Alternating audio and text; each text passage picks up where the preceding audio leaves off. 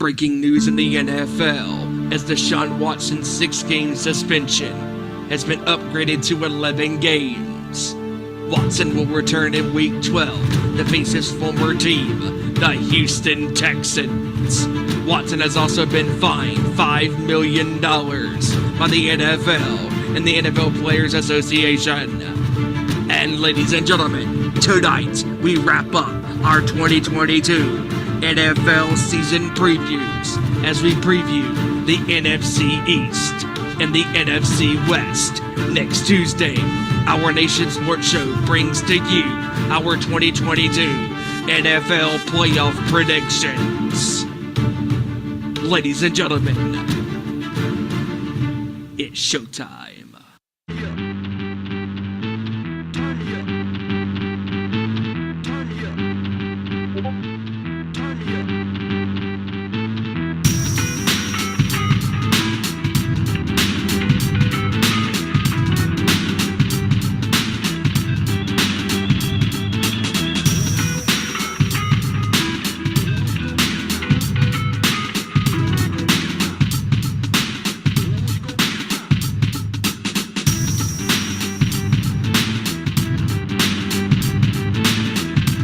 From the gridiron to the court, talking all that is sport. Representing busting up a nation, bring to you our Nation Sports Show.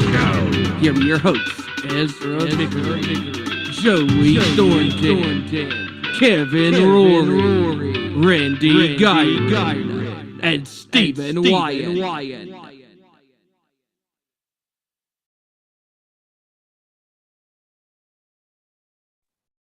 All right, here we go. Everybody here? All right, here we go, folks. We are here. We are ready to go. It is a full house tonight. We are here. Our Nation Sports Show is officially ready to go.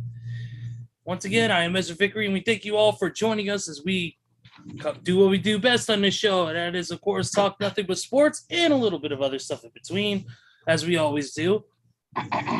Right now, we are live, of course, on YouTube, where you can watch the show. That is youtube.com /channel/Our Nation Sports Show. Follow us there, where you can like, subscribe, and keep an eye on all of our videos as we post them. Of course, that includes any interviews, any prediction posts, whatever we can get our hands on, of course. As we can also watch past shows and, of course, shows from not only Cage Fight Chronicles, but also our Nation Night Fights, featuring our boy Hijacker Mike as well. Also, don't forget to follow our Twitter at Owen_Sports Show, Facebook.com/Our Nation Sports Show, and Instagram.com/Our Nation Sports Show. Also follow the Nation's Corner at Nation's Corner on their social medias. Follow them on YouTube. Of course, check out their show, our sister show, with, of course, Tony, Deb, and Front Row. 7 p.m. Eastern, 4 p.m. Pacific time on Saturdays on YouTube.com. Check them out as well. And also don't forget to follow my cosplay group, Too Sweet Cosplay. Of course, most of my crew and I will be there for All Out Weekend. We'll be there at Fan Fest, hanging out, of course, with all the other AEW fanatics. We'll be out there, of course. Some of us will be at All Out. Some of us will be on Rampage, Dynamite. Check us out there next weekend when we're out there taking over the city of Chicago along with All Elite Wrestling. But that's enough of that. That's enough of my spiel. Let's get right into it. We got a lot to talk about, and we got two more divisions to preview. Our last two divisions, the NFC East and the NFC West. But before we do that, let's get everybody introed here. Of course, we got with us repping that G in the background, our Oakland Raiders expert, none other than the one, the only, Randy Giron. What's going on, dude? Hey, what's going on, everybody? Hope everybody's having a good week so far. Just happy to be here as always, and we're going to talk some football here. It's getting exciting. The preseason games are kind of whetting the appetite for the regular season and everything. So let's go. Absolutely. And of course, we can't do a show without our buddy here repping his brand new Washington Commanders shirt. Of course, repping, that, and of course, repping the Alabama Roll Tide. None other than the one, the only, JT Joey Thornton. What's going on, buddy? Hey, what's going on, everybody? Hope everybody's having an amazing Taco Tuesday evening. And Lord, let me say, speaking of Alabama, we done locked up our boy Nick Saban until 2030. Let's go, baby! 7 more national championships. Let's go. That's good news, and that's good news to hear on that front. Nick Saban, one of the most legendary coaches of all time. As much as teams, probably fans of this other teams in this room hate him. Won't mention it, but Auburn. Hey, we're trying. I said I wouldn't mention names. Stop ruining it. But started off already off the rails. But next up on the list, of course, is our boy here repping the San Francisco 49ers, a team that's looking to really make some noise this year. Of course, we'll get more into football here in just a second, but he's our football and our basketball expert on this show, the one, the only KR Kevin Rory. What's going on, buddy? Hey, what's going on, everybody out there? Hope everybody's having a good Tuesday, and I'm ready to talk about this NFC East and NFC West and a certain shabacle of events that has happened today in the NBA that we'll discuss. I'm just ready for it, so let's go. Oh, this is going to be an absolute fun discussion. I cannot wait for that. I cannot wait to see what happens to certain people in this room. But we'll talk about that a little bit later. But finally, of course, we can't do this show without this guy, mainly because he's running the damn show anyways. He's of course, not only my heavy metal brother from North Kakalaki, as I always say, yeah, he's also the voice you hear not only at this show, but on the Nation's Corner as well. The one, the only, Steven motherfucking Wyand. Steven, what's up, buddy? What is going on, everybody? Man, I am so excited to be back on the air with you guys, talking about whatever we love to talk about here on the world of sports, and we're going to have a blast. Absolutely, once again, roasting one Kevin Durant at some point during this show. It's going to be glorious. Let's do this. Let's go. Nice one. Very good. It's going to be let's just say that there's gonna be Kevin's gonna be roasted more than a bunch of turkeys at a Walmart deli. So Good Lord. Hey. it's gonna be very, very interesting to see how this all plays out. But right now we got to get into what our main discussion topic, which is of course the NFC East and the NFC West. Damn it. Damn you son of a bitch. Definitely we got to get into that. Of course, the NFC East, the teams that make up that are the Philadelphia Eagles, the Washington Commanders, the Giants, and the Cowboys. I mean trash cans. No, it's seriously the Dallas Cowboys. This is going to be interesting. This is going to be an interesting division in a sense that really there's been of course Dallas has some key losses in their division as far as losing certain players and all that, but and then you got Washington, who's newly rebranded, who's really trying to make some noise. Unfortunately, the news came out today of the loss of Chase Young. He's now on the physically unable to perform list. And the Giants are chasing ghosts, more likely their quarterback is. And then, of course, you got the Eagles, who probably, in my opinion, could have the best shot.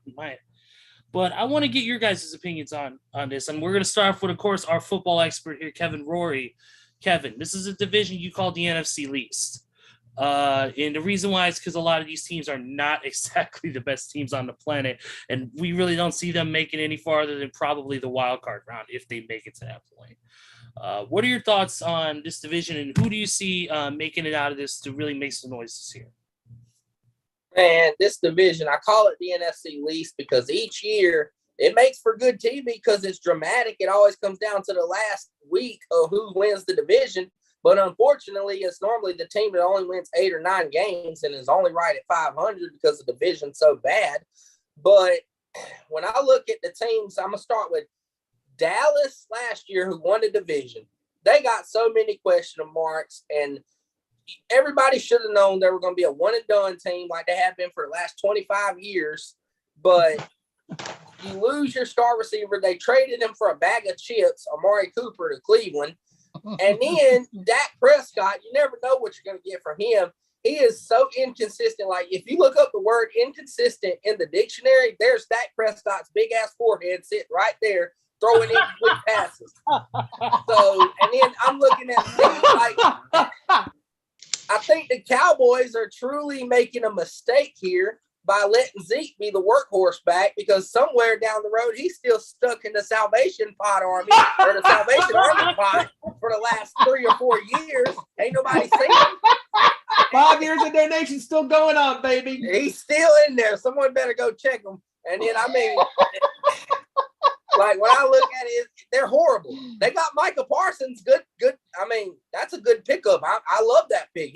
He's an all-pro. He deserves to be an all-pro. He's a hell of a player. He single-handedly turned Dallas into a decent defense, because if you're not mistaken, in 2020, they had the worst defense in the history of football, giving up the most yards per game with over 500 per game. And now Micah Parsons comes in and changes it. But by them choosing Zeke over Tony Pollard, who I think they should have made their workhorse running back, it's a mistake. And for that, I got Dallas as second in that division, and I'm going to roll with, like what Ezra said, I think Philly wins it. On paper, and I know this is a big if, but on paper, I mean, A.J. Brown, you got an all-pro receiver for literally nothing. Oh, your first pick, your late-round, first-round pick, you pick up A.J. Brown. You got Devontae Smith, who's solid, and I know we question Jalen Hurts, like, yeah, he's not that guy yet. But hell, is Dak Prescott really that guy? I don't fucking think so. So, I mean, if I'm looking at those two, I'm picking the Eagles offense with their weapons that surrounded Jalen Hurts. Then I'm picking the Cowboys, because, I mean, I'm taking Devontae Smith and A.J. Brown over CeeDee Lamb any day of the week. I'm sorry. And don't forget, here's an interesting stat. The Eagles led the NFL in rushing yards per game last year. They were number one in the NFL between 4 or 5 running backs they had doing it, but hell, they done it. And the main thing I'm picking Philadelphia is their defense. Last year, top 10. They had the best defense in that division. And they were top 10. When I look at the additions in the offseason, you went out and drafted one of the most prolific D-tackle prospects in the NFL history in Jordan Davis. You got to steal. A defensive tackle that can run a 4.7 and a 40, that's the equivalent of me saying, hey, if Patrick Mahomes gets out the pocket and tries to scramble, he's going to get hawked down by a 6 foot, 300-pound defensive tackle, which is impressive. So the Eagles improved that, along with bringing in Fletcher Cox. They brought in Fletcher Cox. Well, they brought him back on a cheap deal, veterans deal. But the big thing I'm looking at is them picking up James Bradbury, which everybody knows, even these sorry-ass Panther fans know, he was a stud in Carolina at corner, and they fucked up by letting him walk. And he was even a stud with the Giants. Like, he was the only one on that team that performed. And when Philly went and signed him off waivers this offseason, so you got him and Darius Slay, who are very good corners, probably 2 top 15 corners in the NFL. On paper, Philly should walk away with that division. I feel like Philly's a 10 to 11 win team in that division this year. And I'm saying Dallas will be second, because we know how this goes. Make the playoffs one year, they suck the next. Make the playoffs, suck the next. Make the playoffs. So this is the year they suck the next. And Dak shows it up. He stinks up the joint. And I believe that Dallas will be a 9-win team. I believe they go 9-8 in the division. They're just right at 500, slightly over. Third, I'm going to Commanders. It's going to be a big drop-off. I don't think it's close with chasing Dallas, because, I mean, you got Carson Wentz. Dear God. We watched this man single-handedly lose to the Urban Meyer set-up Jacksonville Jaguars with fucking sunshine out there and Trevor Lawrence. How do you let Trevor Lawrence and them beat you with the team that they had set up last year? And you single-handedly lost that game, and Jonathan Taylor single-handedly kept your season alive while you're out there throwing picks. So I think that was a mistake. And mark my words, I don't know much about the Commanders, but I can honestly envision Sam Howell getting the start by week 10. I can honestly see Sam Howell being their starter by week 10, just because of how bad Carson Wentz is. And a lot of that's got to be credited to Doug Peterson, because he was the only guy who could have made something of Carson Wentz and Nick Foles, because once they left out of Doug Peterson's care, they suck. So Carson Wentz at the helm, I don't know. And like you just mentioned, Ezra, like Chase Young not being able for at least 4, possibly 6 to 7 games, that's going to hurt them big time on defense. And they should be a good defense, but I mean, they got a solid coordinator, but the only problem is they underachieved so much last year on defense. I don't put my faith in them. And they should be a good defense. I just don't put my faith in them because of how much that coordinator let everybody down last year and underachieved. I mean, hell, you gave up 60 to the Cowboys while you're over there fighting on the sidelines. That speaks about coaching and discipline there. That Ron Rivera is a good coach, but he can only do so much with Carson Wentz. I don't even think Bill Belichick could do something with Carson Wentz, for crying out loud. I think they'll go. I think they'll be a 6 to 7 win team. I think they'll get them some. I think they'll win 6 or 7. And last but not least, the New York Football Giants. Oh my God. You talk about a team, a city who just needs to give up on football. It's New York, because the Jets ain't it and the Giants aren't it. And by crying out loud, Daniel Jones is not even named the starting quarterback yet of this team per head coach that said he is not yet named the starter. How in the hell? And Saquon Barkley's got 2 good games for him. Unfortunately, he'll end up like Christian McCaffrey and on IR before week 4 with some kind of Oompa Loompa injury. But you know what? Who knows? And worst news is, I know we might have announced it later, but first-round draft pick Kayvon Thibodeau is going to miss about 3 or 4 weeks with a sprained MCL from a fucking preseason game. So their top defensive player, assumably this year, is going to be out for the first couple games of the season. This team sucks. This team might win 3 to 4 games max, maybe. And I mean, I think that's because Daniel Jones won't even be playing. Somebody else is going to win those games. And this team's a mess. And the Giants are clear last. There's no doubt about it. But, yeah, like I said, I got Philly coming out of that division because they might be a little overrated. But on paper, we haven't seen no game film or no weeks yet. But I'm just saying, based on the paper, oh, yeah, A.J. Brown is that guy. He's legit. I watched him single-handedly against my Niners last year, torch us with fucking Ryan Tannehill at quarterback. It can't get much worse than Ryan Tannehill. Jalen Hurts can't be that damn bad. But, yeah, I got Philly coming out of that division, guys. And Dallas is going to look like 22 trash cans yet again. And we're going to be trying to look for in the Salvation Army pot for Ezekiel Elliott. Hello? Are you still here? We're looking for you. Hello? Come out wherever you are. Yep, they're still going to be looking for him come to playoff time. Okay, well, let's see here. That's a lot to unpack. My personal opinion, I pretty much your list is dead on, Kevin. I agree with it. Definitely, I agree. Philly having the best shot of it all to really take the division. They've been getting stronger, especially when you get rid of dead weight like Carson Wentz. Yeah, you're definitely getting stronger. Yeah, have fun with him, Indy. But no, seriously, they have the best. Dallas, I mean, I expect some good plays from Dallas. Don't get me wrong. I expect Dallas to play relatively well, but it's just not going to be enough to make the division final or to make any sort of noise in the entire conference. That's just my opinion on that. That I'd say pretty much they, like you said, they lost. They lost some key players to the free agency and contract issues and all that, but Dallas, yes, they have a way of disappointing, but they also have a way of shocking us too when you least expect it. Just like a lot of teams do. And you never know, they could win an extra game or two and really place themselves really good. And when it comes to playoff standings, who knows? Anything is possible in the world, trust me. So yeah, Dallas is definitely second. Third, like you said, is the Commanders. Commanders are a team that I'm looking forward to watching a few games up and especially when we have to take them on later in the season. Chicago does. That should be a pretty awesome game. I cannot wait for that. And this is a team that's newly renamed, but also newly rebuilt. And hopefully, Chase Young won't be gone for too long. Hopefully he'll just be gone for those 4 weeks on that PUP list. And he's able to get back for the Commanders and really make some noise on the defense. And then, like you said, Giants last. It's always like that every year. Unfortunately, that team just can never catch a break when it comes to free agency. They can never catch a break when it comes to play. They always end up in the bottom of the barrel, and that's because they just don't have good. They don't have good management, and they don't have good overall coaching and all that to really make the noise that they should.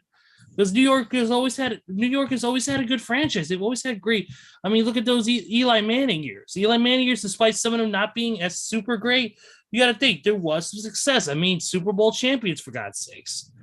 Who doesn't remember who doesn't remember that Mario Manningham play? Who doesn't remember all that stuff? So it's. And he can never forget about the David Tyree catch. The David Tyree catch.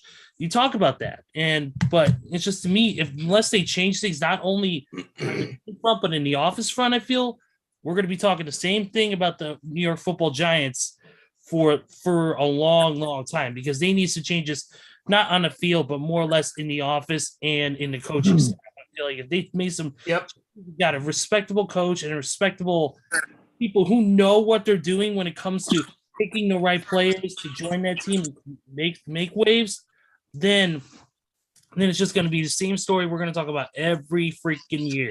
Yep. So pretty much those are my standings. Let's go with eeny, meeny, mighty Randy. Oh, hey, thanks. This should be like we said every year. They're always fighting for playoff spots, but I don't think that's going to happen this year. I think Philadelphia is going to make some strides. They made the playoffs last year, so I think they're going to build on that. They got some key players. They got Kevin's right. They had some that Jordan Davis fall to them. They probably couldn't believe their luck that he fell to them. And getting Brown and pairing him with Devontae Smith, I think they'll definitely expand on that year. So I got them probably about maybe 11, 12 wins, maybe. Give or take a few, but and then Dallas is Dallas. I mean, they are sometimes they're their own worst enemy too. They get rid of everyone, but then again, somehow they're always first in offense. Well, that's probably not going to happen this year either. But CeeDee and they got Zeke back there, their quote unquote workhorse. Maybe he'll have a rebound year, and when he's good, he's actually not bad. I always liked Zeke. I mean, obviously, he's Buckeye, but I think that they'll win their 9 or 10 games, or even maybe even surprise a few teams by staying in it. Washington, we'll see what Washington does. They Chase Young loss could put them behind the 8 ball in this division, because like you said, it's always close with a lot of them teams. But I think 7 or 8 wins is not out of the realm of possibility. And the Giants, come on, geez. Things were kind of dumpster fire. Yeah, turning the corner a little bit even, and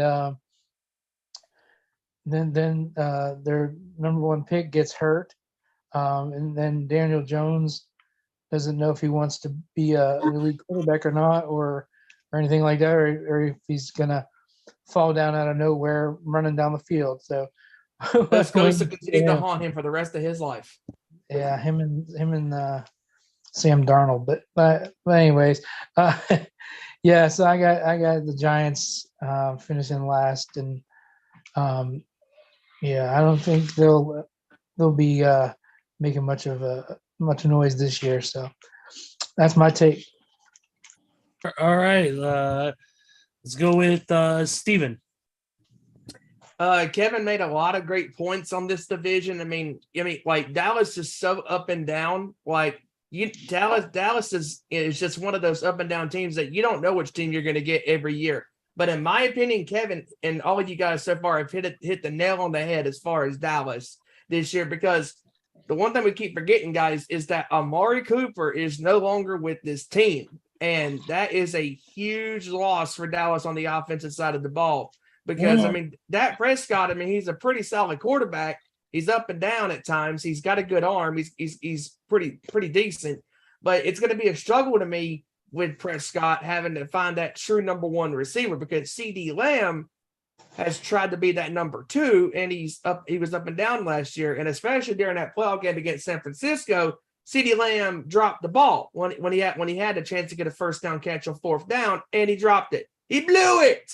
And I mean, Dallas is Dallas. And, you know, I think Dallas, they're gonna be in contending with the division. But I agree that the Philadelphia Eagles, this is their year to win it, because, I mean, why the hell not? It's the NFC East. The NFC East is not the most consistent division in football. There is not one clear-cut winning team, you know, every single year. I can't even remember the last time, guys, that we've had a team in the NFC least win that division back to back. I mean, it's been a while since that's happened. And hell, it might have been the Giants, you know, when they last did it. You know, I don't know right off the top of my head, but my thing is just like Philadelphia has a lot of key pieces on defense, and getting Cox back on a veteran deal, and getting AJ Brown signed to that team during the NFL draft this year. I mean, that was a huge pickup for the Eagles, and I really think that he's going to pay dividends for Philadelphia and Jalen Hurts. So I got Philadelphia winning this division. Like you said, Kevin, I'm thinking maybe 10, 11 wins. That should do the trick. Dallas will probably have 9, maybe. Okay, so Philadelphia gets 11, maybe Dallas gets 10, but Dallas will either barely miss the playoffs or they'll make it as a wild card, as a last wild card team. But so 1 is Philadelphia, 2 is Dallas, 3, no surprise, Washington. Washington they have some pieces, but they're not a consistent team. And now that you lose Young for 4 games because of his stupid ass getting charged and stuff, with drugs, whatever the hell, illegal substances. So Washington's already in the dumpster fire. And speaking of the dumpster fire, the king of that division is the New York Football Giants. The New York Giants have been a disaster for 5 to 7 years consistently. And honestly, they've been a disaster for the past decade. I mean, all the quarterback issues, receiver issues, defensive issues, and especially head coaching issues for the Giants over the years. The Giants will continue to be bad. They're going to be last in this division. And the ghost of Daniel Jones, as far as I'm concerned, is going to continue to haunt him in this organization as long as Jones is under center, or vying to be under center with the Giants. And I really don't think that it would not surprise me if Dallas wins this division, because Dallas does have solid weapons. But I really think that this is Philadelphia's time to shine, and I think they're going to take the division.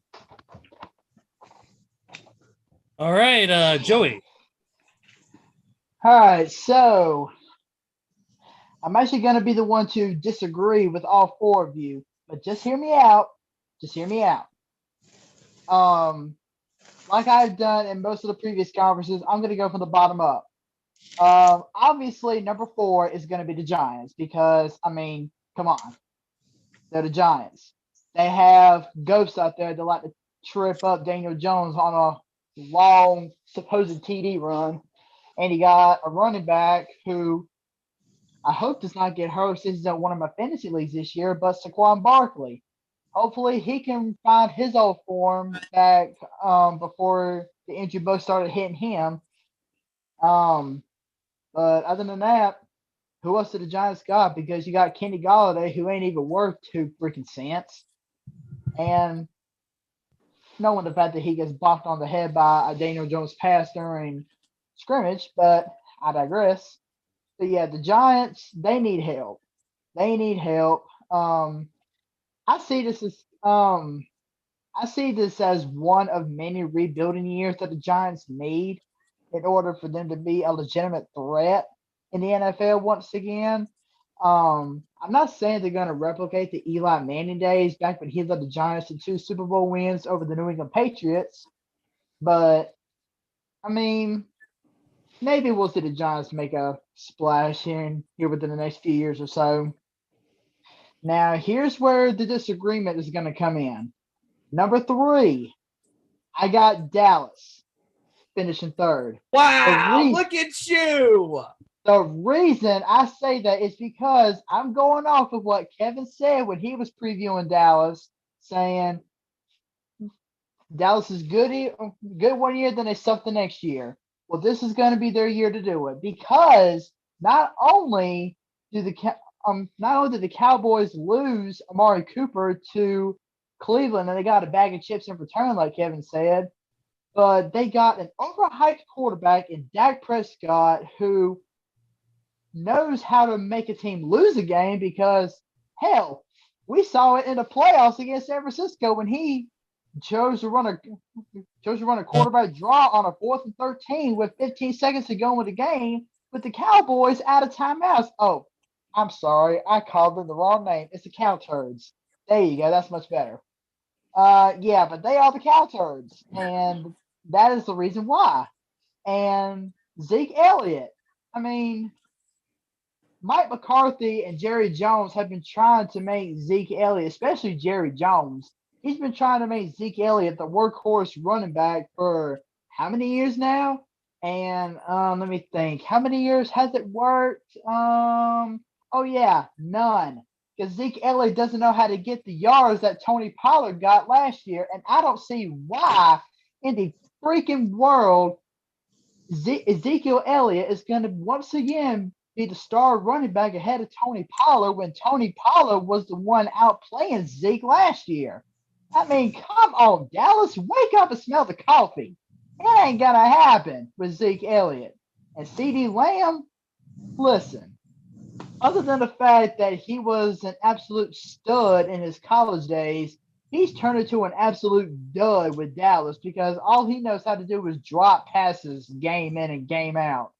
And not to mention, on defense, the Cowboys, even though they have Micah Parsons, and he's going to be the leader of that defense, I can't deny that. But the one key piece that Dallas lost on defense is linebacker Anthony Barr. Anthony Barr was the leader of that Dallas defense before Micah Parsons came in. And keep in mind that Micah Parsons only had 1 year to take over the defensive leadership. And I'm not saying Micah Parsons is going to be an absolute bust, but the fact that Micah Parsons doesn't know what it takes to be a true leader of a defense yet, it's going to come back and haunt Dallas. So that's why I got Dallas in 3rd. Now, and of course, me being a Washington Commanders fan, I would love to see my boys finish 1st. I really would. But, and that is what my heart is telling me. But what my gut is telling me is that Washington is going to finish 2nd in this division. It's going to be close, but I got Washington beating out Dallas by maybe a game for 2nd place in the NFC East. The reason is because, yeah, we're going to be without Chase Young for Lord knows how long, but the thing of the matter is we got great pieces on defense that can actually make a splash in Chase Young's absence. We got Matt Ioannidis back there. We got the cornerback William Jackson III, who's going to be looking to make a comeback here. We got Durant Payne, Jonathan Allen, former Alabama boys who are trying to find themselves. And not to mention, we got Shaka Tony back there, who came from a small college, otherwise known as VCU. See, we got great players on defense that can actually make a splash if they want to. And not to mention, we got one of the best linebacker tacklers in the game in Cole Holcomb back there, who, if I remember correctly, fell just shy of 150 tackles last year. Dude, that's pretty much legendary for Washington standards. And we've had some great linebackers in the game, but Cole Holcomb, he's really making a name for himself back there. So I'm looking forward to seeing what he does back there. And of course, yeah, on the offensive side of the ball, I mean, yeah, we got Carson Wentz. I'm not I'm still not that thrilled about it, but at the end of the day, he's our quarterback right now, so we just got to rely on him. And of course, we got the best wide receiver in the game. Well, I won't say the best, but one of the best wide receivers in the game is Terry McLaurin, who finally, yes, finally, inked a long-term extension with us to where we have him under contract for the next 4 years. So let's go, baby. Terry McLaurin's finally got his contract that he was looking for. So now it's time to go out and start earning it. And Terry McLaurin, he can definitely earn it. I can tell you that right now. And plus the fact that I hope and pray that Curtis Samuel can finally find a way to stay on the field and be that legit number 2 slot receiver for Washington, just like he was in Carolina when he was backing up DJ Moore and Robbie Anderson. And the fact that Washington's running back room is looking pretty stacked. I mean, yeah, we got Antonio Gibson back there. I mean, and the dude fumbles a little bit, but I mean, it's football. You got to have a fumble every now and then. I'm not saying it's a good thing, but I'm just saying fumbles are a part of the game. Fumbles are a part of the game. But and it's going to be up to Antonio Gibson to actually work through that and not fumble as much. Because, I mean, look at all the other great running backs like Emmitt Smith, Walter Payton, Barry Sanders. They all fumbled multiple times in their first 2 seasons, more than Antonio Gibson. But yet, look how good of running backs they turned out to be. So Antonio Gibson, yeah, he's got a lot of work to do, but he can get there. He can get there as long as Ron Rivera continues to monitor him game in and game out. And we got J.D. McKissick backing him up. And, I mean, he's a good third down running back, but I got to tell you, I'm really, really impressed with the fact that we were able to get Brian Robinson, B-Rob, in the 3rd round of the draft. Talk about an absolute steal. The dude was a stud in Alabama, and I hope he can be the same thing for us. And plus the fact that we were able to get the absolute best steal of the draft in the 5th round, where we were able to get Sam Howell from North Carolina. I mean, yeah, I'm not a big Tar Heels fan, but I like Sam Howell. I mean, Sam Howell is a precision, accurate passer who knows how to get the ball where he wants to. And because of that, I do think he's going to be our starter by the end of the season. I really would love to see it because Sam Howell could very well be our quarterback of the future. So, yeah, that's my full take on Washington, which leaves Philadelphia as number 1 because, I mean, Philadelphia, like Kevin said, on paper, they have a true legit team on both sides of the ball. Jalen Hurts, A.J. Brown, Jalen Reagor, Miles Sanders, Kenneth Gainwell, Boston Scott. I mean, that's a 3-head trio of running backs right there in Sanders, Gainwell, and Scott who can dig down deep and get the yards that they need. And a true legit receiver in A.J. Brown. Oh, man. And plus, to mention on the defensive side of the ball, Philly is absolutely stacked right now. I don't think it's going to be a runaway in the NFC East, but I do think Philly's going to finish up in first place. So it's going to be Philly first, Washington second, Dallas third, and the Giants fourth. All right. Thank you to everybody for previous at NFC East. We got to give a couple shout outs before we move on to the NFC West. Got to give a shout out to our boy Tony Justice. Yeah. Ooh, yeah. Ooh. In the chat right now. Also, of course, Mr. William Giron, of course, Randy's father. What's hello, sir? Good to see you back in the chat with us, of course, as always. And a shout out to our boy, Too Sweet Neil, of course. What's up, Neil? Hope you had fun at the Yankees games you went to this past week. Hope you enjoyed yourself. I know it was a great time for him. Definitely, of course, we'll be talking definitely some New Japan Pro Wrestling when I get on with you guys later. But real quick before we move on, so I was looking up the standing for the NFC East, and the last team to win back-to-back divisions was the Philadelphia Eagles. The dominance that they had in the early 2000s, from 2001, 2004, when they won the divisions, pretty much all those years, 02, 03, 04.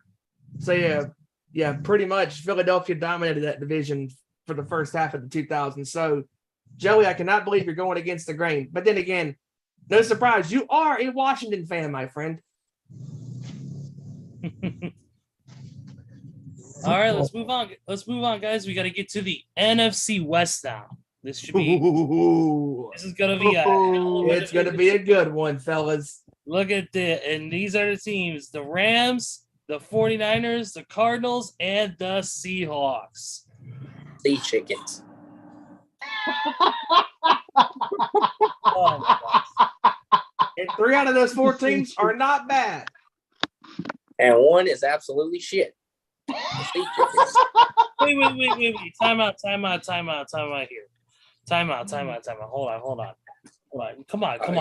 New York Jets are not in this. Come on. We're in the wrong division. Come on, Kevin. The Carolina Panthers aren't in the NFC West. They're in Charlotte, North Carolina. Well, they're dog shit too. Yeah. And see, Kevin, I know you want to talk about the New York Giants because we just talked about them. They ain't in the NFC West. The Cleveland Browns aren't in the NFC West. I heard. Whoa, Ezra. Whoa. You're over there calling all them timeouts. I thought you were Chris Webber back there in the 1995 NCAA Finals. Calling a timeout, getting a technical foul there. Wow. Hey, now there's a guy who knows how to throw a timeout. There's a guy. This guy called a timeout when there was no timeouts in their back pocket. Absolutely. Oh, Absolutely. Yeah. There's a guy. A smart coach would call this one. Yes. But it's hey, one thing about New York, real quick, about the Giants for quick. I heard that Daniel Jones. They suck. Like, we know that, Dave. But yeah. There goes my hero. Yep. Yeah. Anyways, Daniel Jones. If you want to talk about him from the Giants, dude. Daniel Jones. I heard that he's actually going to be doing some work outside of football. I heard that he's going to be on the next season of Ghost Adventures since he loves to chase ghosts. It's always good to have options. We get a star roll. When he falls, Zach can go, "Oh my God!" His song the song he's gonna be jamming to when he's on that hunt is gonna be Lamb of God's Ghost Shaped People. Nice. And Daniel Jones is going to be the one always asking, "Did you hear that? Did you hear that? Did you hear that?" Wait a minute. Is that the defense? Oh no. His song would be Rockwell. Somebody's watching me. Yes. Yes. But anyways, before we get too off track, because we're already off the fucking rails with this shit. The NFC West, what an absolute stacked division. And there's, like I said, 3 out of these 4 teams have a legitimate shot of not only winning the division, but getting themselves a really damn good spot. If not getting themselves to the NFC Championship game, it's a very big possibility. Especially with the Rams, you talk about who were an absolute force last season. They were just absolutely incredible. You got the 49ers who are, of course, going through the change without Jimmy G, but they kept Deebo Samuel, which is a huge, huge plus to them. Arizona Cardinals, of course, Kyler Murray is sticking with the team. That should be interesting to see how that works out with the current game they have. Hi, Sprocket. Shout out to Sprocket. What's up, buddy? And then, of course, Seattle. Of course, the main thing, losing Russell Wilson to the Denver rollbacks. I mean, Broncos. So money, live better. Denver. You were right the first time. Kind of in a bit of a rebuild mode. My opinion. Here's my. Well, actually, that lineup I just read is exactly what I'm going to go with. I'm going to go with the Rams first. I expect them to win huge. San Francisco was right on their heels. I expect San Francisco to be maybe 1 game less, maybe 2, as far as the standings go. Let's say the Rams are 11-5. I expect them to be 10-6 or 9-5 easily. And those losses are just going to be, just a mistake here and there, or maybe a tough loss to a tough team. I think it's exactly what it's going to be.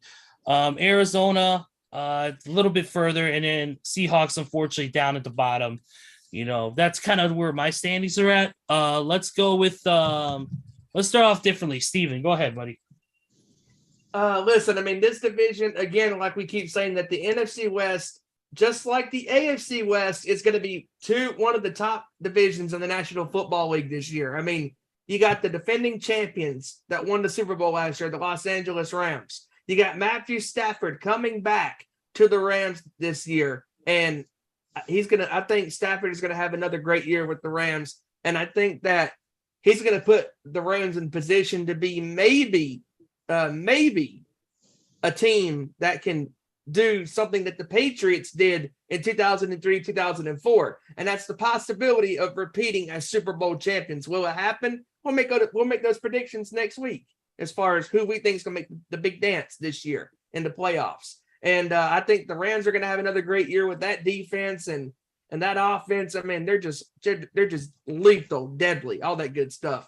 And then listen, I mean, San Francisco once again is going to be hot on the Rams' heels. I mean, I have faith in Trey Lance that he's going to have a hell of a year with San Fran. It's going to take him a little while to get his feet wet with this team, because this will be his first full year as a starter. I think he's going to do it, with Kyle Shanahan, as long as he don't fuck it up. Because, I mean, Shanahan, let's face it, in big moments, he's finding ways to blow it, and all that stuff. But I think that Shanahan is going to get Lance in prime position to be successful. And I think that defense is going to be really good as always. And I really think they're going to be good. And Arizona, to me, is the wild card team in this division, because Arizona last year, we remember Arizona went 7-0 last year starting out. Then they had that one loss against Green Bay that started their downward spiral last year. And Kyler Murray, now that he's come back to the team, we never know, what team with this Cardinals we're going to get, because I mean, when Murray is hot, he's good, but when he's bad, he is bad. I mean, and last year he was bad, at times, and all those turnovers that he had. And Cliff Kingsbury, because to me, Cliff Kingsbury is the one coach, that I just don't trust him in a big spot, because Kevin, as you know, Cliff Kingsbury is a team that is up for a head coach. He is very up and down. So I got, like I said, the Rams at the top of the NFC West. Then I got the Niners at number 2. I got the Cardinals at number 3. And then, no surprise, Kevin's favorite team, his secret favorite team, the Seattle Sea Chickens. I mean, Seahawks. I think the Seahawks are going to be dead last in the NFC West. So we shall see how this goes this year. It's going to be a great division, I think, in the NFC West. And I think that, especially highlighted by that opening game with the Bills and the Rams in a couple weeks, I'm telling you guys, this is going to be one of the best years in the NFL again. And last year was wild and chaotic. I'm looking for another wild, chaotic year this year in the National Football League. So those are my standings for the NFC West. Seacocks. Seahawks. The Seacocks or the Sea Chickens, same thing. Hey, I guess I'll go next. Oh, you want to go, Joe? Or you want me to go? That's okay. You go ahead and go, Randy. I'll go next. All right, cool, man. I'll go least to first. Seattle has taken a step back because losing Russell Wilson. I mean, he was the only reason they were in half the games they were last year. Poor DK Metcalf's got to catch balls from Drew Lock. What a poor soul. And that defense is no longer the Legion of Boom, Legion of dog shit. Poop. Pete Carroll always finds a way to win, but they won't. He's not going to find too many this year. And then the next 3 teams. I mean, 3 great teams, but Arizona. Maybe if their quarterback hits puberty, maybe he can, actually grow a few more inches, perhaps, maybe, or something, and do something. But they made some good moves in the offseason as well. But they're up and down as well. seven in a row, and then I mean they made the playoffs, but I mean just off those first 7 games, and if they don't win those first 7 games, they don't even come close to making it. And then San Francisco, I mean, they're real good. They're always great. I mean, Gabe Kapler is the coach. Buster Posey is the I'm talking about that's right. Wrong ones. My fault. Wrong San Francisco. Oh shoot. I'm sorry. Barry Bonds. That's the only success that San Fran has had in the last 20 some odd years is from the Giants. Barry Bonds is always clutch. Ouch! Oh, I come back to San Francisco getting trashed, man. Sorry, Kevin. Oh, I didn't even see you on there with all that. And I'm a San Fran fan, for Christ's sakes. I mean, San Francisco has had really good teams over the years. It's but they just haven't found a way to get it done in a big spot. They won the World Series a couple years ago. Come on. The 49ers. Oh yeah, sorry. I was on the NL West on the wrong. I was looking at the wrong stuff on Google. My fault, guys. Sorry about that. Randy, hang on a second. What, man? Hang on a second. Steven, come on. We know your favorite NFL team is the Carolina Panthers. Just suck it up. Shit. He was asking about him in the chat. Remember the other night he was asking about him in the chat so he could make sure he caught the game. Remember that? Yeah, you remember that, Ezra? The other night he was making sure. Why can't watch the Panthers? Oh no. No. Yeah. Actually, Randy, I had better things to do, and that's check out WWE SmackDown, not the Carolina Panthers, because even though it was preseason, no. Thank you, Fox, for putting on the Carolina Panthers preseason game when the game doesn't mean a damn thing. And instead of putting on SmackDown, which would have been more compelling, what, Joey? What? Washington number 1 fan? What? We know you were pulling for the Panthers that night. Come on, just admit it. No. Yeah. The only thing I was probably pulling was my damn hair out of my head because that game was on television and that game didn't mean diddly squat. Steven, this is a PG show. We don't want to know what you've been pulling. Yeah, right. I think San Francisco. Yeah, sorry about that. That's my own fault there. I think San Francisco win at least 11 or 12 games. It's going to be cool to see what Trey Lance does. He's throwing all kinds of long bombs in preseason already. So getting back to the old airing it out offense. And the Rams, I mean, they win the Super Bowl and then get Allen Robinson and Bobby Wagner. I mean, 2 keys on offense and defense. I mean, give me a break. And Wagner he is probably, like, if you look at it from this standpoint, Randy, how Von Miller was the key ingredient to them winning the Super Bowl last year. Bobby Wagner, even though Von Miller's no longer with the team, he went to the Buffalo Bills. Bobby Wagner brings that championship experience pedigree when he was with Seattle when they were good. And Bobby Wagner is going to be a huge leader on that defensive end. Oh, definitely. Yeah. But yeah, I think that's how it's going to go. Rams and Niners are just going to fight it out. It's going to be great to watch. Arizona's going to come up short, no pun intended. And the Seabirds. Yeah, Seabirds. Fox. The CDOAs, right, Kevin? DOAs. Anyways, they'll come in. They'll be coming in last.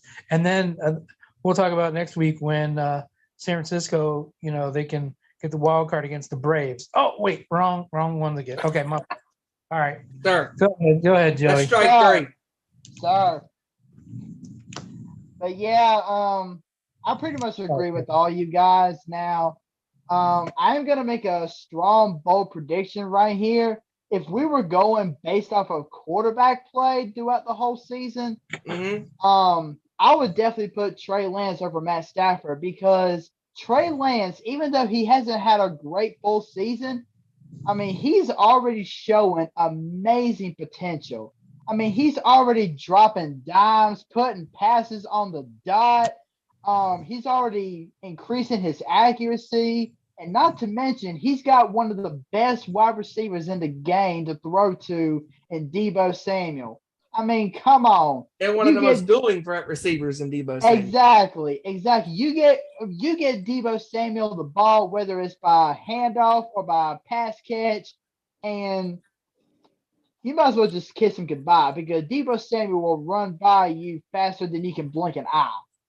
That's just how fast the guy is. And Deebo Samuel, now that he has a true, legitimate quarterback and Trey Lance throwing to him, not saying Jimmy G was elite, but compare between Jimmy G and Trey Lance is way more elite. Way more elite. But if the 49ers, I'm telling you, if the 49ers were in any other division, they would definitely win that division hands down because of the talent they have on both sides of the ball. Because think about it. Yes, agreed. You got Trey Lance, you got Deebo Samuel, and not to mention the 49ers defense that is looking absolutely freaking loaded on paper. Mm-hmm. You got the leader, Nick Bosa. You got Jimmy Ward back there. You got all these other 49ers defensive players who are just loading it up. So San Francisco has elite talent on both sides of the ball. And like I said, if they were in any other division, they would win it hands down. But just because the Rams are in there with, of course, Aaron Donald on leader in defense, and not to mention Bobby Wagner. It's a bad man. Aaron Donald is a bad man. And Bobby Wagner is now there too. Oh, Lord, you better watch out because the Rams are going to be sniffing some blood this year. And, of course, on the offensive side of the ball, you got Matthew Stafford, who's coming off his first Super Bowl championship last year.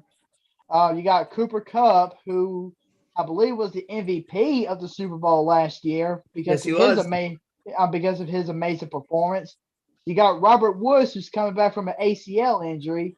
You got Allen Robinson, who's finally on a better team other than the Windy City Morons. Sorry, Ezra. He's finally away from the Windy City. He's finally got a good team to play for. He's finally got a decent quarterback to throw him to catch passes from. I mean, the Rams are just that loaded. I mean, the Rams are going to repeat as NFC West champions. San Francisco is going to give them a good dogfight. And as much as I want to see San Francisco actually topple the NFC West this year, I think they're going to come up just short against the Rams because the Rams, like I said, are just too talented. Arizona's going to be number 3 because, I mean, it's Arizona.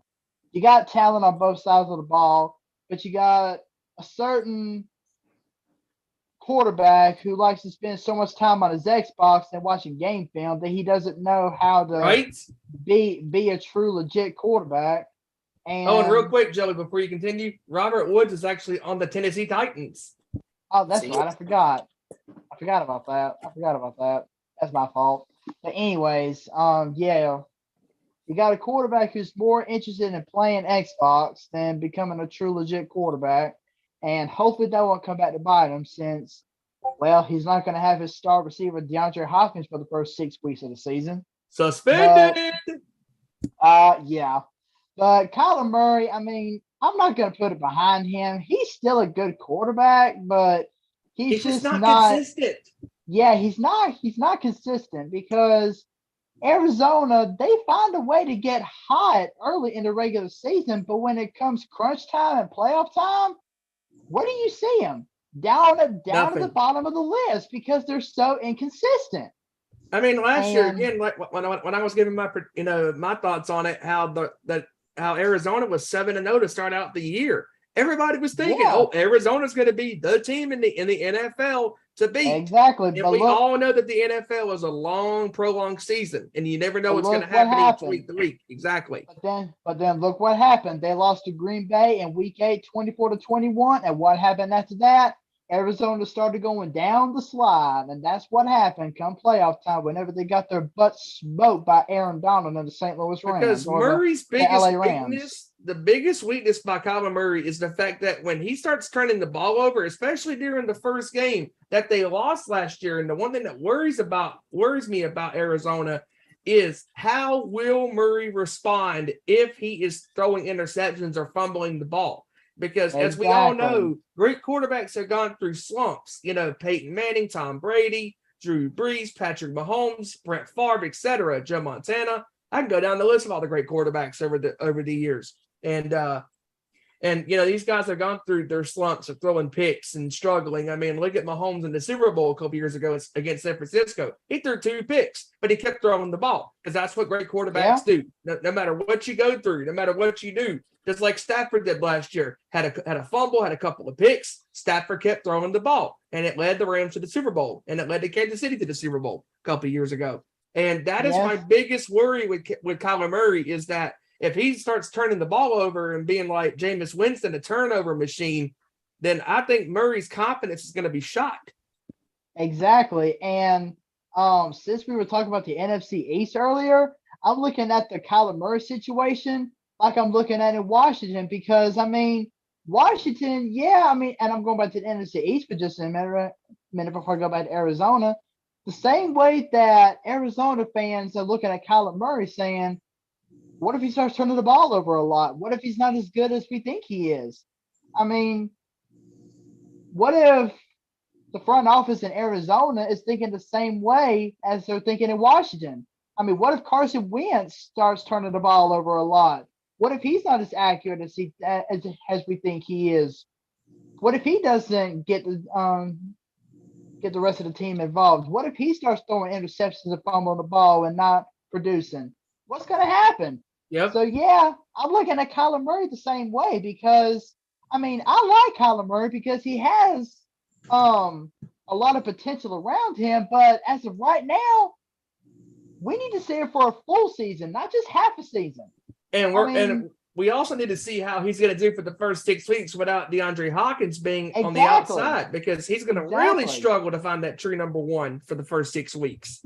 Exactly. And like we have said time and time again, the NFL is not a 7-8 week short-term season. It is now a 17-week, 4-month-long NFL season that everybody needs to dig down deep and really focus on playing a full 17-game schedule instead of cakewalking through the first 7-8 weeks thinking you've done something, but in actuality, you haven't. So, Kyler Murray needs to get that through his mindset right now that, hey, I'm going to make mistakes, but at the same time, I really need to go out there and prove myself and prove that I'm the long-term answer for Arizona at quarterback because now that I got my contract, it's time for me to go out there and start earning it. Right, because Kevin, we've talked about it before how when we broke the news on the show a couple months ago that Kyler Murray signed that contract with Arizona, but Arizona, here was their ultimatum. Look, dude, if you don't start producing on the field, or the biggest thing is you got to be studying film for so many hours. Because they know that if he doesn't have, the concentration of studying his craft and perfecting it, as well as I know, you as a former player, that if Murray doesn't show the team that he's trying hard, then they're going to cut his ass or cut that contract. Exactly. And I'm going to throw it to Kevin here in just a second. But Seattle, they're obviously going to be last. Like Randy said, Pete Carroll knows how to win football games, but when you lack talent on both sides of the ball and when your 2 quarterbacks you're going to put the most faith in are named Drew Lock and Geno Smith, who are busts, for crying out loud, there's not much you can expect out of Seattle. And, I know they got a dual running back tandem and the rookie Kenneth Walker out of Michigan State and Rashad Penny, who showed some splashes right there at the end of the season. But when you lose an all-pro running back like Chris Carson real early in his career due to a neck injury, that's letting you know that Seattle, they're going to be in rebuilding mode for at least the next few years. So It's going to be the Rams first, San Francisco second, Arizona third, Seattle fourth. Okay, KR, you're up, buddy. I'm gonna start at the bottom of the list. I'm going with the Seacocks or the Sea Chickens. They're gonna suck. They gave up. They gave up Russell Wilson just for the hell of it, saying, "Hey, you're a Hall of Famer. We don't want you to suffer through this rebuild. So here you go, Denver. Enjoy them. Rebuild your team." Pete Carroll's already chewed 1 pack of gum a day. That's about 10 packs per day. Mr. Bubblegum Head over there. He's going to chew 10 packs a game. And as far as I know, right now, it's been told that Geno Smith is actually winning that quarterback battle with Drew Lock. So Geno Smith is projected to start week 1. And they gave DK Metcalf that deal as to say, "I'm sorry, buddy. Here's a bunch of shut up and play money because I know we're going to suck. Here you go. Just take the money and run." And they cut Bobby Wagner just for the simple fact, "Hey, you're a vet. I know you want to go to a winning team. So here, we're going to cut you and let you go do your own thing because we're going to suck." And actually, I'll tell you a funny story real quick. As I was on Twitch doing my rebuilds in Madden 23 franchise, I actually was looking at I simmed the whole season with one team, and I actually look at the final standings, and there they are. The Sea Chickens went 0-17. I don't think they're going to go 0-17, but I think they're only going to win 2 to 3 games. I'm going to say it. I'm going to say 2 to 3 games. And I'm going to keep it real with you here. I actually think they're going to beat us 1 game. Because just the simple fact, we cannot play Seattle. It don't matter if they're 0-17 or 17-0. Just something about Seattle 1 game, we find ourselves way to beat ourselves up in San Francisco, obviously. But, yeah, I got Seattle 4th. They're going to suck. They're going to be horrible. The Sea Chickens. But 3rd, I'm going with Arizona, and I got to disagree. I don't know which. I think it was Steven or Ezra. One of you said, I got to disagree. Arizona didn't do too much in the offseason. If anything, they've been hurt more than they did been helped. They lost their all-pro pass rusher, Chandler Jones, to the Las Vegas Raiders. Oh, that's a great point. Defense right there. Your only pass rusher you have, because J.J. Watt's about 34 years old, and I don't even know if he's retired or not. Somebody have to look that up and check on it. But I mean, you really ain't got a defense except Buda Baker. And he's solid, but you got no corners. You ain't got a defense really. And I mean, you look at offense, no DeAndre Hopkins 6 games. And ordinarily, Arizona start off hot out the gate. And that's been the main thing of Cliff Kingsbury's coaching career. Every time he coaches, he starts out decent and it goes straight down the drain after mid-season. Same way with Kyler Murray. Starts out hot, goes straight down the drain. And they're a match made in heaven for each other because they do the same thing. If you want my proof, put it like this. Cliff Kingsbury had Patrick Mahomes at Texas A&M. They went 4-1 and ended up 5-5. It's been a thing of Cliff Kingsbury. We start out good, and then, I don't know how to make coaching adjustments as soon as somebody else figures out my offense, and then I'm just sitting there staring at the paper like, I don't know what to do. Same thing with Kyler Murray. We figured out how to stop him running. Now what's he do? I'm just going to run around in circles and look lost until I get sacked and fumble the ball or throw an interception in my own fucking end zone to the Rams. So Arizona's going to be hurt. No DeAndre Hopkins 6 weeks, possibly. I like they got Hollywood Brown, but he goes and makes a boneheaded mistake getting that felony speeding that Henry Ruggs just got hit in the head for. So expect him to serve about 4 to 6 game suspension as well.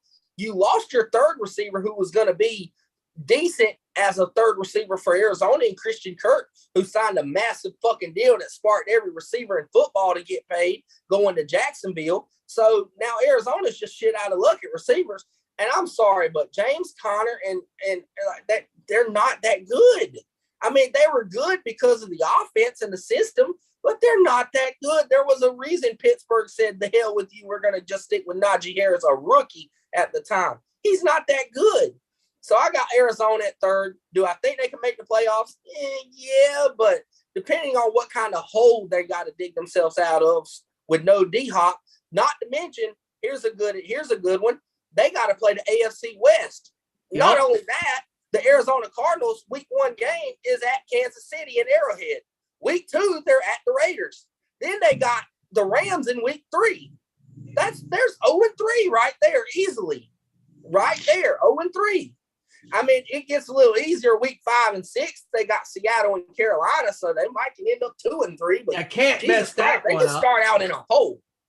If you start out a hole in that division, I mean, yeah, it's not rare you come back. You better hope for a wild card berth. That's all I'm going to say.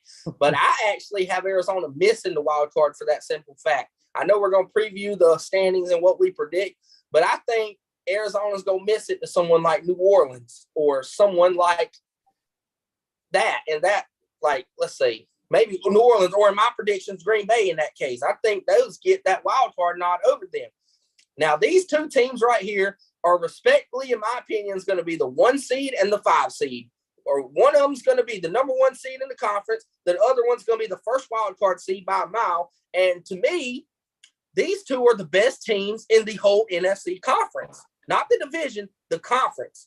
Because obviously they both went to the NFC title game last year in the conference. But when I look at teams like Tampa, and I know this is a little off topic, but Tampa cannot beat a good pass rush. There is something about the Rams and the 49ers that nobody else in the league has. And for the Rams, it's Aaron Donald. And for the Niners, it's Nick Bosa. Nobody else in the league has that. So Tom Brady with no offensive line, the Bucs don't stand a chance against either team in the playoffs. But for second, I'm going to go with the 49ers with a stipulation here. And I'll get to that in a minute, but I'm going to go with the 49ers because a lot of people's wondering, what about Trey Lance? How about Trey Lance? What about Trey Lance? From when I look from the kid, he's a star in the making, man. Just reading about it every day. I mean, yeah, he's only throwing 60% in training camp, but just like Fred Warner came out and said, he's like, hey, he's playing the best defense in football every single fucking day. The same defense that Aaron Rodgers couldn't score on. The same defense that put Dak Prescott in a fucking blender and tore him up. Yep. The same defense that put up 50 on Aaron Rodgers' head in the 2019 game. The same defense that Tom Brady struggled against at times. The same defense that Mahomes threw 3 picks in the Super Bowl. I mean, come on now. And then you see how Trey Lance comes in against the Packers, and he looks like a well-oiled machine just throwing the ball everywhere. And here's the reason for that. Kyle Shanahan's the best play caller in football. Him and Sean McVay are right there as the best offensive minds in football. So whether Trey Lance is still going to have rookie mistakes, yeah, he will. But Kyle Shanahan is going to put him in the best predicament he can to win a game. If he's struggling to throw the ball downfield, we're going to do just like we use Jimmy G. Oh, we're going to throw screen passes to Debo all game and let him score 100 yards for us. That's what they're going to do because people don't realize, they're like, can you win with Trey Lance if he struggles, if he goes through growing pains? Here's my thing. People don't realize the 49ers have been winning in spite of Jimmy Garoppolo. No pun intended. I love Jimmy with all due respect. I love what he's done for us. But how many times have we had our foot on the gas, beating the shit out of the Dallas Cowboys, and boom, Jimmy G, interception. Boom, Jimmy G, a turnover. Boom, Jimmy G, a bad throw. Boom, Jimmy G in the Super Bowl, overthrown. But we still been able to win in spite of that. And the simple fact is, last year with horrible cornerbacks, we had a top 3 defense in football, statistically ranking 1 through 3 in every single category. Now this offseason, you sign Charvarius Ward, you get a healthy Emmanuel Mosley at corner. Now your corners are intact, and you got the same football defense coming back. And ESPN actually rates San Francisco as the number 1 defense in football, edging out Tampa Bay and Buffalo for that number 1 spot this year. I mean, when you look at what kind of team Trey Lance has around him, offensively, he has one of the best dual threats in all of football, Debo Samuel. He has the best play calling mind in football, and Kyle Shanahan has the best offensive lineman, the only 99 rated offensive lineman in Madden history in Trent Williams. Then defensively, a top 3 edge rusher in Nick Bosa, a top 2 middle linebacker in Fred Warner, a top 10 safety in Jimmy Ward, a top 2 tight end in George Kittle. So, I mean, if Trey Lance struggles, Kyle Shanahan's going to dial back up in the playbook and get something easy going so we can win games. And, yeah, we got the AFC West, but Trey Lance, I believe, is going to grow into a stud. And there is a reason, as inexperienced as he is, there is a reason that Kyle Shanahan in that draft room said, I want him over Trevor Lawrence. I want him over Matt Jones. I want him over everybody who's had that collegiate experience and that D1 experience because of his ceiling. His potential is way greater than all of them because of his mobility, the way he can run the football, the way he can make plays. Like you seen what he did with RG3 in Washington that first year. Even as a rookie, he made RG3 look all pro until he ended his career with that leg injury. but he had something going. And I think he's trying to do the same thing this year. Now, the Rams are going to finish first. I think 49ers are going to win 10, 11 games. I think they're going to go 11-6. I think the Rams are going to go 11-6. I think they're going to have identical records. And the Rams are going to edge it out as the 1 seed if they're healthy. And I say if because I don't know if you guys heard any of the reports or not, but Matthew Stafford hasn't practiced in over 3 weeks because of elbow soreness and inflammation. And someone close to the organization says he might actually end up having to have Tommy John surgery, which will put him out the entire season this year. Wow. If they lose Matthew Stafford, then the 49ers are winning the division. But if it ain't nothing too serious and the doctors say, okay, you're clear, just work on it, and it only takes them out a week or two, then they'll be okay. Because Bobby Wagner is still elite as a middle linebacker. Aaron Donald, to me, and everybody's going to jump on me, he is one of the most dominant defensive linemen in NFL history. And I mean, he's more dominant than Lawrence Taylor. I don't care, old heads, come at me, talk all you want. He's more dominant than any defensive player I've seen. I'm being dead serious. And he single-handedly ended Cincinnati's game-winning run they had in the Super Bowl. Single-handedly busted through their line. He was determined to get that championship ring. Yes, when you put that with the acquisition of Allen Robinson and Cooper Kupp, and they're going to be there. But we all know how this is set up, and it looks like it's going to be at a road of, again, a Rams, Niners, SoFi Stadium, NFC Championship Part 2. That's what I'm looking at, because it's clear to me that these two teams, with the coaching and the foundation they have in place, that's the two best teams in the NFC in football for that conference. Not the Bucs because of all their injuries, not this and that, not the Eagles, not the Cowboys, not the Packers. It's San Francisco and the Rams and everybody else. That's how I'm looking at it. But that Stafford news could be very huge, because if they lose Stafford, I believe the San Francisco 49ers were one drop interception away from ending the Rams in the conference championship game last year. Yep. And that's with Stafford playing good. So I believe if they don't have Stafford, the 49ers could run the tables. And everybody's making it seem like Trey Lance is in the position Patrick Mahomes was. Let's just say that. That's a great point, dude. Alex Smith was a nice game manager as well as Jimmy. But here's something Alex Smith didn't have that Mahomes does, the same with Jimmy Garoppolo that Lance does, and that's a fucking cannon of an arm. He can throw the ball 50, 60, 70-yard bombs, and that's something Jimmy didn't have as well as Alex Smith. When you can throw the ball like that, it opens your whole offense because you got to play deep. So that means run lanes are going to be wide open. You can't single cover no more. You got to cover deep, like they did for Tyreek Hill. So, and in the same way with the Brett Favre and Aaron Rodgers thing.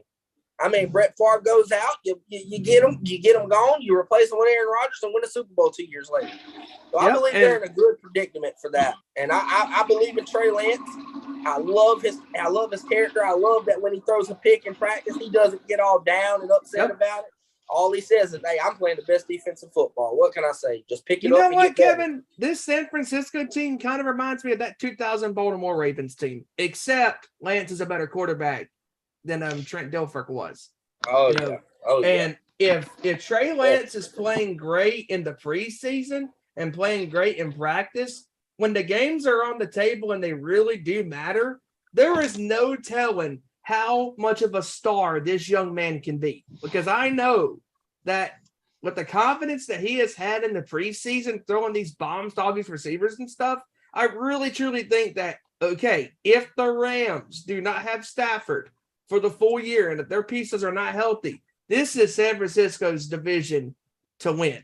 And it also in this case would be their division to lose. Because if Trey Lance is going to be a consistent quarterback in his first official starting year with San Francisco, that right there is going to be the missing piece, honestly, that San Francisco has been waiting for. Because was Garoppolo a nice generous piece? Yes. You know, could he get it done in big spots at times? Yes. He had his moments where he failed, because all great players and all good players have succeeded and failed in big spots.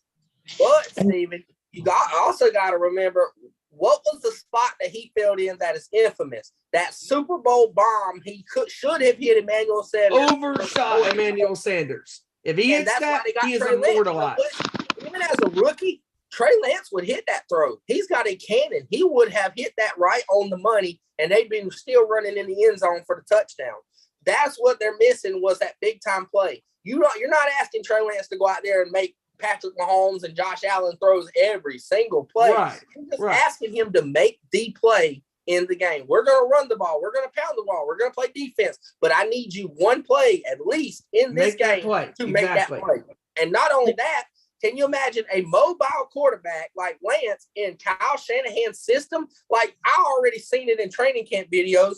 You know what's back? Remember when Colin Kaepernick took over in 2013? The triple option, the read option. And I've seen it work. Imagine that. You got the Elijah Mitchell or Juice Check coming in there for a dive. You got Debo in motion for the pitch. Trey Lance pulls it. There's so many options. And Kyle Shanahan already fools majority of NFL with his trap and counter run calls because he has Trent Williams at fullback half the times, running in motion, pulling here, going here, guy coming here, someone going out to potty. Everywhere. He's got motion everywhere. And now imagine all that with the quarterback doing misdirections. I mean, it's going to be hard to defend for an NFL defense. And even our defensive coordinator, as good as our defense is, came out and publicly said, hey, it's hard defending this dude. He's got a cannon. He makes the right read. He knows how to step up in the pocket. That's another thing about Jimmy. When Jimmy's under pressure, Jimmy's taking a sack or Jimmy's throwing in double coverage.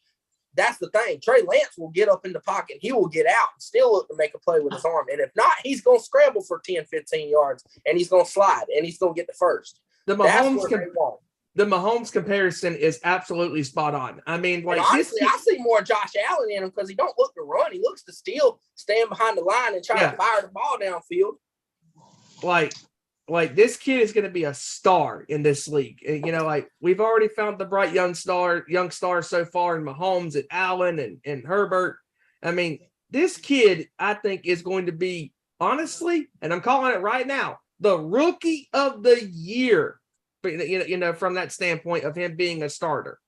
Well, yeah, as a starter, but I don't think he can. As a starter, on a technicality, he can't pull Ben Simmons and win Rookie of the Year 4 times in a row. On a technicality, he will not be Rookie of the Year because he's already played 2 games last year. He started 2 games last year. So on a technicality, he's not the Rookie of the Year. But as far as a full-fledged starter, if he does that'd be amazing.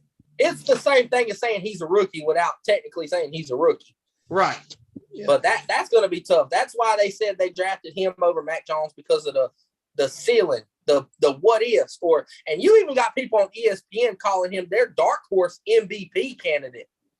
You got Honcho on there saying, hey, he's my dark horse MVP just because of Kyle Shanahan's going to put him in the right position to make plays. He's going to put up numbers with Kyle Shanahan. Hey, I have a what if for you guys. So the scenario you just said, Kevin, about the possibility of Matt Stafford being out for the year. What if they try to get Jimmy G? That's a good point, because that's a great point, Randy. That is a great point. Technically, the 49ers said, you know, if they can't trade them by the week 1 deadline to cut it down to 53 players, they would have no choice but to release him. And that would, and I know the 49ers don't want to trade him within Seattle, or they're already talking about Seattle, and John Lynch is like, oh, no, not in the division. I think the 49ers would honestly, and hear me out, here's what I think, because his cap doesn't hurt until next year. Debo's extension don't kick in, none of that. They're still under cap even with his salary. I'm honestly willing to bet, and it's kind of a shitty move, but I would do it. To prevent that from happening, I would keep Jimmy G as the 4th quarterback on my roster and just have him not show up to any games and still just pay him just to keep him on my roster keep him from going to LA. I would say, hey, look, you're a 4th quarterback. You're going to stay on the practice squad. We give you your fucking $27 million. Just stay the fuck home. And to give you there as a backup just in case if Trey Lance goes down with an injury. I mean, I think so, but I think it hurts being a backup more than it helps, because of you got your Jimmy G fans who, I love Jimmy G, but I love the team more. These Jimmy G by themselves fans are, oh, let's do a pick. Fuck them. Get them out. Put Jimmy G in. you're going to have them fans, and it's going to be toxic, and it's going to be so much pressure on Trey Lance's shoulders if that fan base shows out like that. That's why they haven't had him show up to any training camp practices. He's been working out on the side on another field by himself. They don't want that pressure or the drama. Right. And I don't blame them. Do not blame them. No. But yeah, I thought about that while you were saying that. I was like, well, you never know. I mean, but I know they would never trade him to a rival like that. I mean, and he also knows the Niners defense, he knows their playbook. I mean, so I know it threw 6 picks in practice against our defense. Right, yeah, definitely. So it's not totally impossible, but I mean, it's just a scenario I thought of. Perhaps you just never know. You never know. That's right. Basically. All right, guys. We gotta do our. You said we want to do our predictions, right? For who's gonna move on Next week. That's next week. That's next week. Okay, then. Let's get into a couple NFL news notes real quick before we move on to the Kevin Durant discussion. As we get back to Mr. Adam Schefter here. If I can find Adam Schefter, because my Twitter is acting really funky as usual. No shocking. But like you said, this coming from John Harbaugh saying that rookie defensive tackle Travis Jones has a sprained knee that is expected to sideline him between 3 to 5 weeks. So there's another. Wow. I'm not sure if you mentioned this, Kevin. 49ers placed Jason Verrett on the reserve physically unable to perform list. So he's going to be out for at least the first 4 games.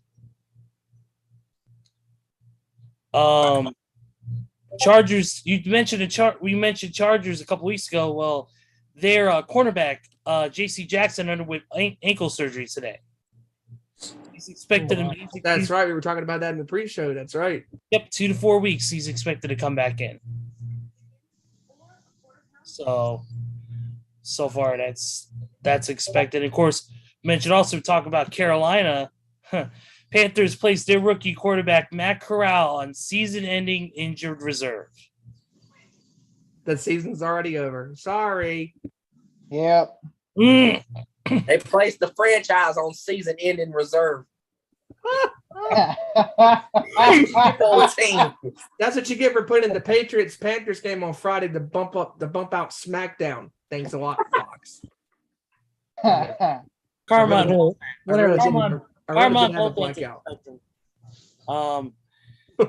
Also, this right here. Jets are releasing veteran kicker Eddie Pinheiro per source. Their new kicker, the only kicker left on their roster, Greg Zuerlein. Oh dear Jesus. Boy. JETS suck.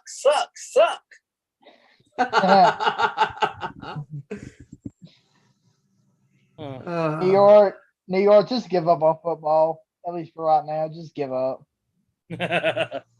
And basketball too, while you're at it. Yeah. Yeah. The New York Jets are the NFL's butt fumble. And the NBA. Clever. Yeah, the New York Jets are the way Vince would book Monday Night Raw. Such good shit. Yeah. Wow. Also, after taking nearly a month off, Randy Giron's favorite player, Tom Brady, is back at practice. Guess He who's went back? on a cruise. Back again. He went He's to back. the Jamaican. He went to Hello, Jamaica. friend. You Jamaican crazy, man. And the best news of all for Carolina Panthers fans, Baker Mayfield will start as the opening day starting quarterback versus the Cleveland Browns. Yay! He'll get killed by week 3. Hey, I actually got a little bit of breaking news for you guys. What? and this is gonna be funny. I can see it right now. Our fantasy football draft is coming up this upcoming Monday night, and I can see it now. Randy Giron is gonna select Tom Brady as his quarterback. Oh, Yeah, the yeah. irony of Yeah, ironies that happens. he's going to, and then he's going to bench him. Yeah. He'll be the first guy ever cut in fantasy football. Like literally, I'm gonna with a utility knife. I'm gonna no, but yeah, I'm gonna take him, and then Joey's gonna take Prescott second. So it's all good. Man, that was Wow, that was such a bad take. Kevin had to leave. Thanks, asshole. Yeah. And here it is. Oh man. Way to go, Randy. Your Tom Brady fandom reigns supreme. Anyways, moving forward as we wait for KR to get back with us, Kevin Rory here. Packers offensive tackle David Bakhtiari has been removed from the player unable to perform list, and he's going to ease back into practice. So after dealing with that ACL thing he was dealing with. So real quick here, Roquan Smith will play out the end of his final year of his rookie deal with Chicago. After his holding he was having with the team over the fact he wasn't getting the money he felt that he deserved. So with that being said, Pete Carroll said that offensive linebacker lineman Damian Lewis's ankle were negative, the X-rays on it, and it's just a lateral sprain. So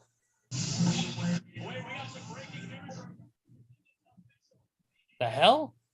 What the hell? Okay, yeah, we lost Kevin. We don't know where he is, but we'll get it from him here soon. And of course, mention, why not talk about it now? Deshaun Watson, his suspension has been raised to 11 games, like you said in the intro, and it has also been fined $5 million. The NBA is also donating, along with the NFL Players Association, they'll be donating $2 million of their own money as well. Grand total $7 million that'll go to help those who have violence issues against, or those who commit to help out victims of domestic violence against women or violence against women. So that's where that money's going to go to. And let's be honest, that suspension for Watson should have been the full freaking year. Come on. Should have been a full year and $8 million. Or more. Yeah, Yes. isn't it fitting? Isn't it just absolutely fitting the fact that the 1 week that Deshaun Watson's suspension is going to end, who is Cleveland playing? Oh yeah, Watson's old team, the Houston Texans. They did that on purpose. Yep. Yep, absolutely. Horrible. But Horrible. No. well, we're not going to mention it here on the show. We'll just say that Kevin had to run. He's not going to be on the show for the rest of the time, so we'll finish off here by ourselves. But we'll just say Kevin had an emergency, had to take care of business. So Kevin, we'll see you next week, and wish you the best. But anyways, let's go ahead and move forward. We got to get into the NBA discussion here now, since I'm thinking that's pretty much it on important NFL news. I don't want to go through everything. Let's talk about it, guys. After the whole months-long saga that has been where Kevin Durant may go, he hinted at wanting to be traded. He wanted him to go somewhere else. There's rumors of him joining the Lakers, joining the Bulls, joining the Golden State Warriors again. There's been so many rumors. Well, we found out today through the Brooklyn Nets organization's social media platforms that Kevin is going nowhere, and that he is sticking around for 4 more years with the Brooklyn Nets. After all of this, that's the result that we get. I don't even know what to say. I mean, when this news came down the pipeline in our group chat for this show, our heads were about to explode at that point. We're like, really? You mean to tell me after all of the bullshit ass drama that Kevin Durant has put not only himself, but the Brooklyn Nets and the NBA in a bunch of a bind with all this drama? I think I speak for Kevin Rory and all of us on this show that Kevin Durant is the biggest drama queen other than LeBron James. And honestly, I think Durant has eclipsed LeBron James as the biggest whining, bitching, complaining crybaby of a star player. This man has whined, bitched, and complained in this offseason, demanding, I want the head coach, Steve Nash, who, by the way, is a 2-time MVP in the NBA. Had all that success with Phoenix over the years, becomes a head coach. So what if he had a struggling year this year? It's his first year with the Nets, for Christ's sakes, as the head coach. Durant's making all these demands. I want him out. I want the GM out. If you get rid of Kyrie Irving, maybe I'll stay. Irving says, I'm staying. Then Durant says, no, I want out because I want these guys out of here. And he's saying, I want to go to Phoenix. I want to go to Miami because they have star caliber players on their team. And geez, Bob, I want to go for a championship once again because that's where I know I'll have my best opportunities, other than Golden State, to win a championship. So KD, after all of this bullshit, has said finally this week, hey, guess what, guys? I'm staying. $198 million contract kicks in this year for Kevin Durant with Brooklyn. And I'm sorry, but KD, you are the biggest liar of a star player in sports today. To put all of these people through this drama, not only putting yourself through this agonizing bullshit, but putting your fans, I'll say it, yes, the bandwagon fans that followed your ass from Golden State to go to Brooklyn because you wanted to join forces with your buddy Kyrie Irving so we could conquer the NBA and win a championship. Well, guess what, Durant? You haven't done shit in the past couple of years with Brooklyn except fail. And fail is what you are good at, because if it wasn't for Golden State giving you those 2 championships in 2017 and 2018 and winning those 2 finals MVPs, my friend, you would be absolutely nothing. Your resume does not speak for itself because you cannot accept the consequences as a star player should for failure and success. The only success that you have is riding Golden State's ass because you knew that Golden State was the best basketball team in 2016 when they went 7-3-9 and absolutely beat you in the greatest single choke job in basketball history, up 3-2 on your home floor in Game 6. You choked that. You go to Golden State, win a couple of championships, whoop-de-fucking-do. And then you leave Golden State because you think, I can go anywhere and be successful because Kyrie put a bug in here and said, can you come to Brooklyn? I want to start my own team with you. Okay, let's do it. And then Durant, had to heal up from his Achilles injury and all that stuff. And then he comes back in 21. Him and Harden and Kyrie are the big 3 in Brooklyn. And Durant put that team on his back. And against the Bucks in that conference semifinals, him and the Nets did the single best thing that KD's good at, choking away the series and choking away big games. And then you had all these Nets fans and all these people in the media saying in ESPN, Brooklyn's the best team in the NBA in the Eastern Conference. And what were they this year? Nothing but a 7th seed. Kyrie did not play the entire full year because of his beliefs, his vaccination status of him not getting the vaccine. Okay, that's your choice. Fine, whatever. Take it as it is, whatever. You didn't do what you wanted to do to get the credibility for the team. And then Durant does the same bullshit that Kyrie did this year in the offseason. It's all about me, not about we, because you are a part of a team that is supposed to be one of the top contending teams in the NBA. What does a top contending team do, you ask? They don't deal with crap like this. And Ben Simmons, how fitting. He fails in Philadelphia. He's on Brooklyn. If I'm Ben Simmons, before the season even starts, I'm leaving. I'm sitting out the year because I know beyond the shadow of a doubt that Kevin Durant is going to fail once again. Ben Simmons knows it. Kyrie knows it. And most of all, Durant knows it. Durant, all he cares about is the money, the end-all, be-all dollar. Boom, bada bing. That's all he cares about is the money. If Durant cared about his playing and his team, he wouldn't be putting his team that he's on through all of this drama.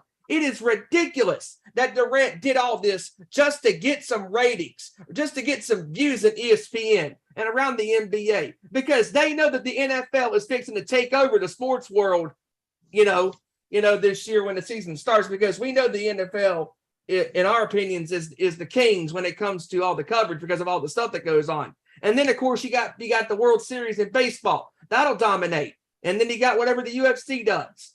But Kevin Durant wanted to put the spotlight on him because he knew that he, with that star caliber talent that he says he has, and we all know he's a great player. We all know this. Ran aside, he's a great player. But he's such a drama queen. He has made LeBron look like a piece of cake to deal with. And we all know LeBron is not easy to deal with.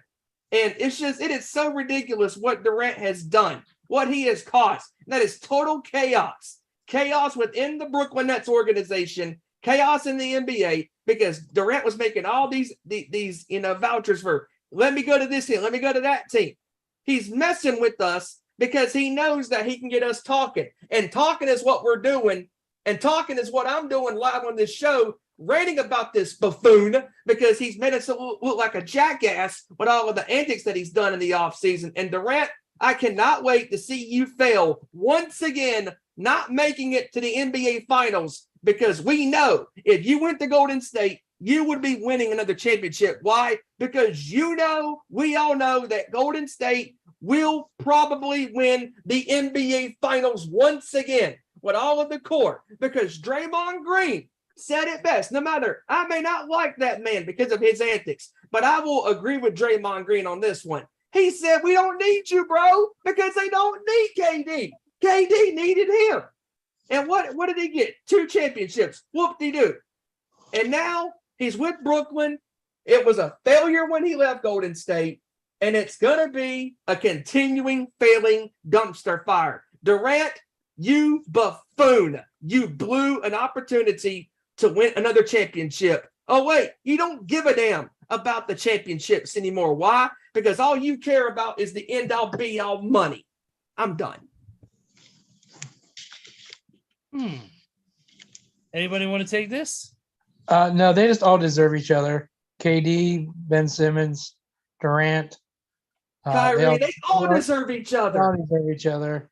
Couldn't happen to a better franchise either. I mean, come on. I'm so happy this team is going to fail. I really am, because Ben Simmons has not worked on his game all year, off season. Kyrie continues to run his mouth. KD's ran his mouth. This is a big three, all right. A big three full of losers, not winners, losers. They may be able to win the big 3 tournament they got. The 3-on-3 thing that Ice Cube runs. That's about it. But that's for another day.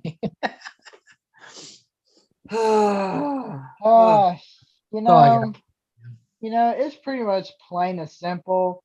If you get a dictionary out and you look up what the term drama queen and what it means, you'll see a picture of Kevin Durant right there on front and center, because front and center. That's all Kevin Durant is. I mean, when he was on the Thunder, he was a great player. When he was on the Warriors, he was a great player. But then Kevin Durant made the biggest mistake of his NBA career when he started to get cocky with a capital COCKY.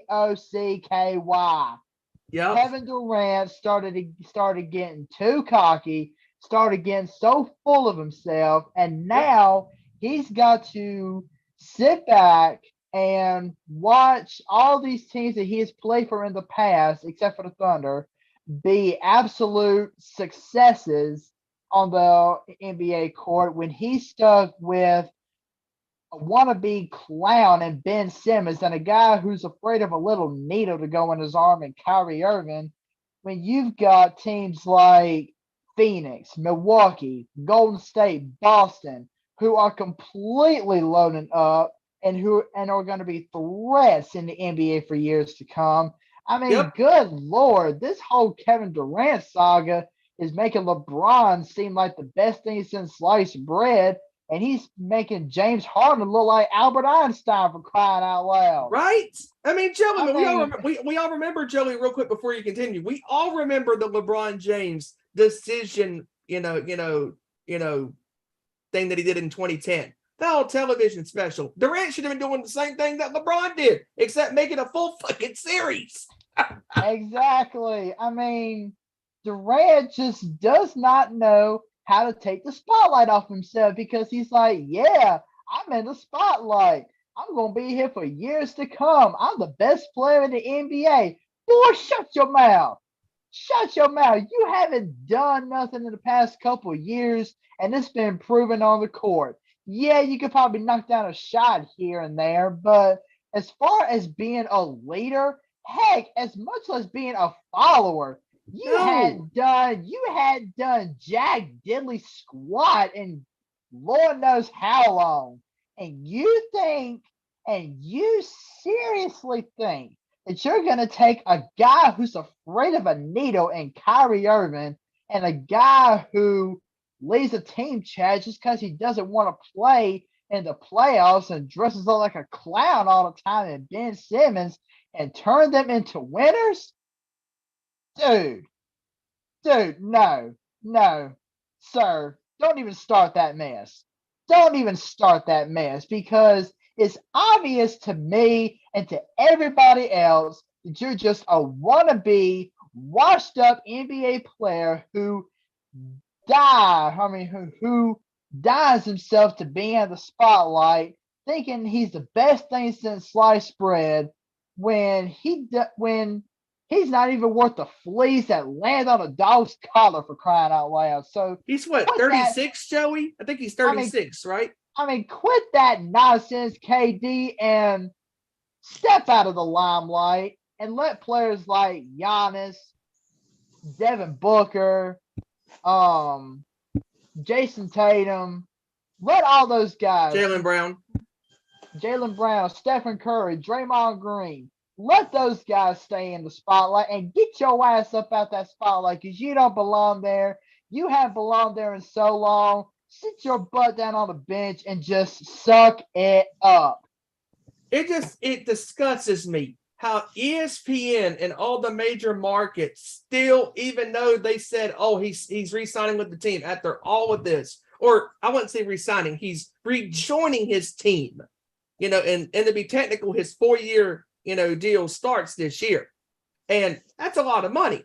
And the problem that I have is that these writers say that, okay, he's rejoining the team. And all of this pressure now goes on Brooklyn because they're going to have Kyrie for a full year. They're going to have Ben Simmons. And Brooklyn has 3 players. If they can bond, if they can gel, maybe. But at the same time, we don't trust Brooklyn because Brooklyn, all they've had the past couple of years is failure. They got swept by the Boston Celtics in the first round last year. And there's no telling with a full roster of Kyrie, Ben Simmons, and KD leading the charge in Brooklyn, how they're going to do this year. I don't think they're going to do that great. I mean, they might do great as far as maybe winning their division in the Eastern Conference or coming up second behind Boston. But still, in a big-time spot, I don't trust Durant to go far with Brooklyn. Because as a leader on this team, on any team he's been on, let's face it, he hasn't done nothing. The only reason why he won a championship, those 2 championships for Golden State, is because he had great players who could take responsibility off of his shoulders, like a Stephen Curry, like a Klay Thompson, like the leader on the defensive end of Draymond Green. Those 3 guys took full responsibility of their wins and, wait for it, their losses. I mean, at this point, I can't trust Kevin Durant as far as I can throw him. No, not even close. No. All I can say about this is, Kevin Durant, you cry, baby little bitch. Get over yourself. Do it better. Do it, think better for your team instead of yourself. That's all I got to say about that. Steven said enough for me to that way I don't have to go to a long spiel. So thank you, Steven, for cutting the time down. You're welcome. Anything from KD's Twitter account? No, we rest our case. I mean, no, I've said enough. Okay. Well, this is only one of probably 50 Katie's burner accounts. So, he's got more. Good point. Good point. All right. All right. Real quick. Another news. Other news in the world of the NBA here. Couple things that Zion Wilson will be ready for the Pelicans season opener against the Nets on October 19th. So expect Zion to be playing that first game. Nets 0-1. Calling it now. Also, Pat Riley announced that the Miami Heat will retire the jersey of one Udonis Haslem. Wow. Nice. Even though he's coming back from his 20th NBA season. Nice. Yeah, that's cool. It's for a guy who's been Miami through and through, man. A guy he's been with that team through all the highs and lows, and absolute great player. Also, the Suns are planning on bringing back the classic purple jerseys. Guys, nice. This upcoming season, so that's gonna be very, very awesome to see that.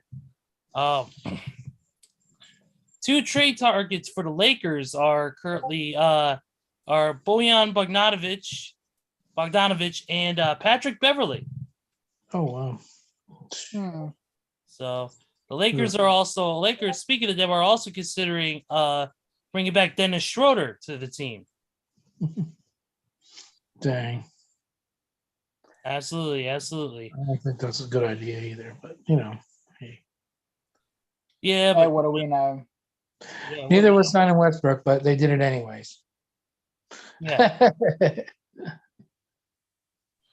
absolutely. I think it's really on anything important. Let's get into real quick some Major League Baseball news, because I know there was a few news notes on the front of ESPN earlier today when I was looking at it. Tatis, who of course has been banned 80 games for testing positive for a performance enhancing drug, apologized. Also, he'll also be going under the knife for shoulder surgery as well. So he'll be out for an extended amount of time as well because of that. That's a good thing. He'll have 80 games to recover. So there you go. Yeah, definitely. Yeah.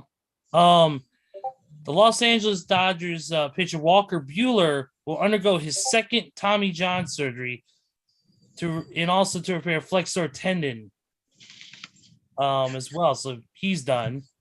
Yeah, they're saying that he might be out for all of next season too, and that's going to be a big hit to a superb Dodgers rotation. Oh yeah. Yep. Also, Bryce Harper just came back to rehab. In his first at bat, what does he do? He hits a home run. Bryce Harper getting back to form here. It seems like getting ready to return. Maybe by the end of the season, we'll see to that team. So, and then unfortunate news from my end, the White Sox, Michael Kopech will be out. Is now on the IL after straining his knee in warmups before start on Monday. So he'll be on the 15-day injured list, and we'll see where that goes. Hopefully it heals up quick and we can get him back in there, because he's critical to some of the games the White Sox have been winning so far this season.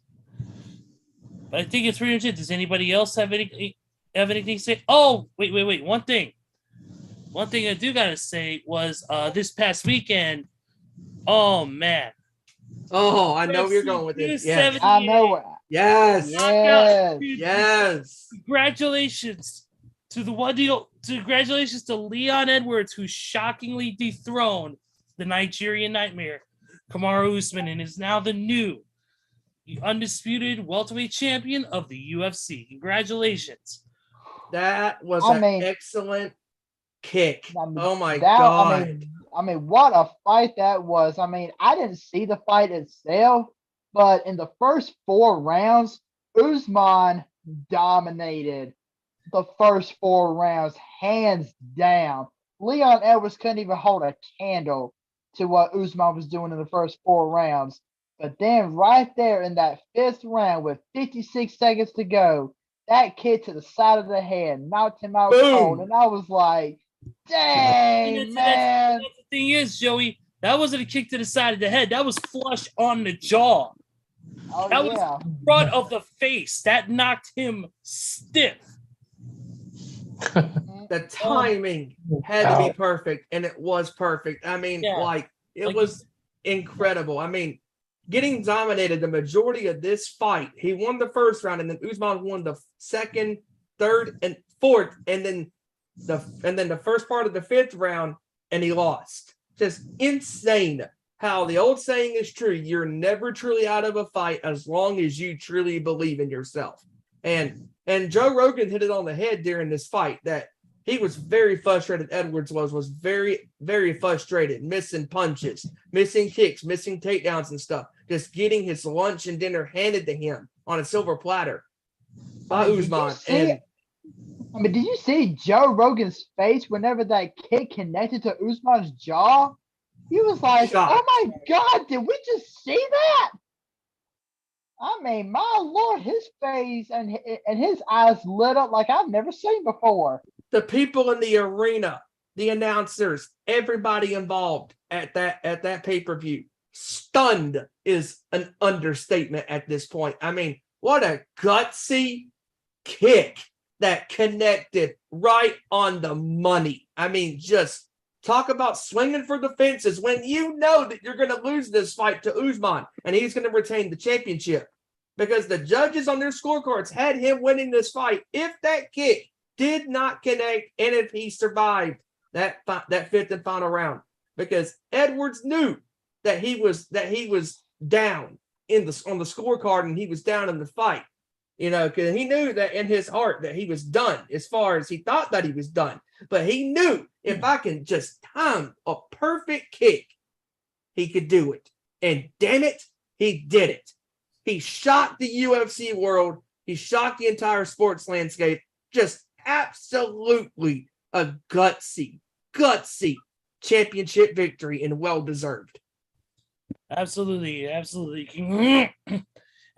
Congratulations to Leon Edwards on that shocking victory and taking him out. But the next pay-per-view we got coming up, man, UFC 279. Khamzat Chimaev will take on none other than Nate Diaz in the main event. Nice. It's gonna be an awesome welterweight fight. And that should be a banger of a fight on that one. Originally, it was supposed to be a UFC Bantamweight Championship match between Aljamain Sterling and TJ Dillashaw, but because they wanted to capitalize on a welterweight division championship match on that, and then another big fight that could tell who the next challenger could be, they decided to go ahead and switch. Decided to go ahead and put the Dillashaw Sterling fight on UFC 280 and have Nate Diaz and Chimaev on UFC 279, which makes sense. So definitely it's going to be a hell of a fight. Whole card is up, of course, on UFC.com. You can check it out there as well as Wikipedia. Changes and all that. Keep an eye on MMA Junkie as well. Let's go ahead and close the show out, guys. Katie's burner account. Randy, what's your final thought? Hey, great show tonight, guys. Great analysis as always on the East and the West, and it sucks that we still got to talk about Kevin Durant in the off season of the NBA, but whatever. But it's always great to hang out with you guys and talk sports. And I hope everyone out there has a great rest of their week, and hope you guys do too. And as always, thanks for having me. All righty, all right. Let's go with Joey. Go ahead, buddy. Awesome show with you guys. Love coming on here talking about sports and bashing certain athletes. Kevin Durant. I love coming on here talking sports with you guys. Awesome analysis on the last two conferences. I'm already looking forward to next week when we do our NFL playoffs previews. Wait a minute, playoffs? Playoffs? Playoffs? We're We're going to be talking about the playoffs playoffs already? You kidding me? Panthers won't win the game. Yeah, I'm looking forward to that playoff discussion next week and see what everybody has to say about who's going to make it to the Super Bowl and the championship games. And guys, we got one more week of preseason football before a week from, let me see. Yeah, 2 weeks from Thursday. 2 weeks from Thursday, the Bills and the Rams finally kick it off. Week 1 of the NFL season. My Lord, can it come any faster? I'm telling you, but yeah, amazing show. Amazing show with you guys. Already looking forward to next week. And Kevin, I know you're not watching, but prayers are going up to you and your family, bro, for what's going on. Yes, very much so. Yes. Even, you know the drill. Phenomenal show with you guys talking about these last two conferences in the NFL. And of course, our favorite thing to do, and that's bashing the ever-loving hell out of Kevin Durant. Thank you, KD, for giving us content this week, pal. We appreciate it. Checks in the mail. Thank you. Anyways, you can follow us on Twitter at ON_sports show, Facebook.com/Nation Sports Show, and of course on the old YouTube at YouTube.com/Our Nation Sports Show. Also, follow the Nation's Corner on Twitter at Nation's Corner. Everywhere else on YouTube, Instagram, Facebook, it is at the Nation's Corner. Ezra, wrap us up, my friend. Yep, definitely. As always, thank you guys for joining us. Everybody who watched, thank you to, of course, our Nation's Corner brethren, Neil, Tony, everybody who tuned in. Of course, William Giron, thank you so much. Definitely thank you to everybody who watches this past, present, and future. We appreciate your support. Don't forget to like, subscribe, share, all that good stuff. And, of course, join us next week as we get into more sports topics and as we creep even closer to the official beginning of the NFL regular season. So, for Kevin Rory, for Joseph Thornton, for Randy Giron, and for Stephen Wyand, I'm Ezra Vickery, and we will see you right here next week for another great edition of our Nation's Sports Show. Take care, everybody, and have a great week. Peace.